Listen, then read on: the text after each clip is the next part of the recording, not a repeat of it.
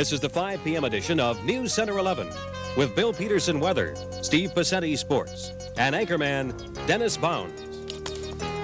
Good afternoon. Dennis is off. I'm Joe Casella. Leading the news is a report from Boston that's sure to have political repercussions nationwide. Congressman Robert Drinan, a Massachusetts Democrat and Jesuit priest, has been ordered not to run for re-election. According to Drinan's office, that order apparently came from the Vatican. Drinan is expected to comply with the order and not seek a sixth term in the House.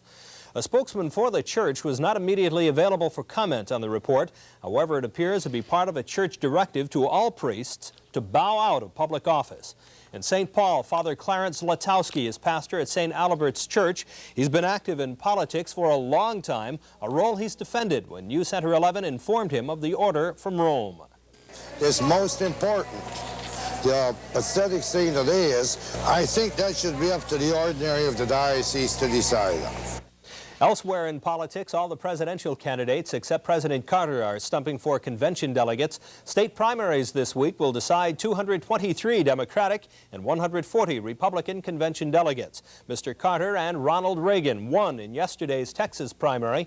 George Bush's close second-place finish surprised even himself, but he picked up only 15 delegates to Reagan's 65.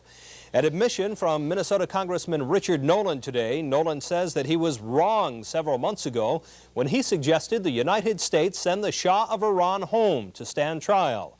Nolan says that he spoke out of frustration to the hostage situation. Yugoslav President Marshal Tito is dead at the age of 87. Tito finally lost his battle today against a number of ailments which had kept him hospitalized since January. Tito came to power in Yugoslavia during World War II. In the last few years, farmers have been complaining more and more about prices. One of the price complaints is that commercial grain dealers are in control, putting farmers at a disadvantage. But now farmers can get some help in sharpening their marketing skills. Melinda Smith reports. Farmer Ronnie Jackson tries to keep up with daily fluctuations on the commodities market. From Callaway County, Kentucky, Melinda Smith reporting. The drought we're experiencing has forced several cities to institute bans on lawn sprinkling. Residents of Edina are the latest to be asked not to water their lawns, at least until tomorrow night. Also in Robbinsdale, residents with odd-numbered addresses will be permitted to water tomorrow, even-numbered addresses the next day. The same odd-even plan is in effect in the cities of Fridley, Mound, and Cottage Grove. May Day is traditionally celebrated on the first day of May, but despite today's being the 4th of May, it was May Day anyway in Minneapolis. There was a colorful parade as part of the festivities. Chick McEwen was there and has this report.